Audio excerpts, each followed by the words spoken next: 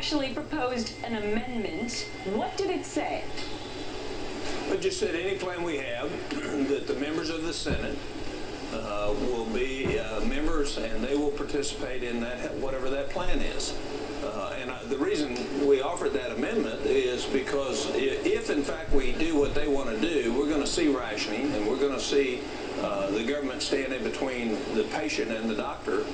What this does is if the members of Congress are participating in that, that'll stop. Right. And so if we're going to have the federal government take over health care, then they ought to take over the health care of all the federal employees and all the members of Congress so that they can experience what we think is just right for everybody else. And by the way, Senator Coburn, which I knew, I unfortunately read the lead-in. I think I called you a congressman. I know that you're a senator. I know. So factually we're right, but you're currently a senator. All right, so let's talk a little bit about what that would be like, because I think a lot of the people in America, that's what they're saying when they're going to these town hall meetings.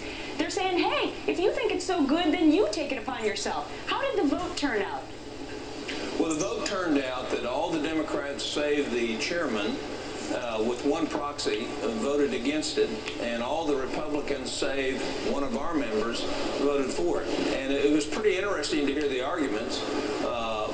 Senator Gregg, who is a Republican from New Hampshire, said, I wouldn't put my dog in that program, and so therefore I'm not going to vote for anybody to be in it.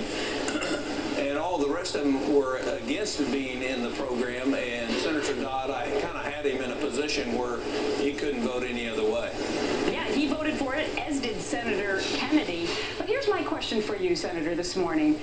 A lot of members of Congress and, House members and members of the Senate, how do I say this gingerly? They're getting up there in years.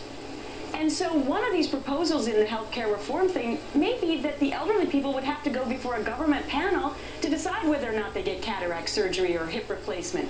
How do members of Congress feel like having to do that? Well, first of all, let me correct you. There's no government panel that they would have to go before. The plan's bad enough without us making it worse. The fact is they would set the standards and ration care that would not have anything to do with your individual health, only your diagnosis, and they would say who at what age can get what. That's what I mean. That's the problem with it. Well, that's exactly what I mean. They, in fact, will determine whether or not your life is worth the value of putting additional resources into you to keep you alive.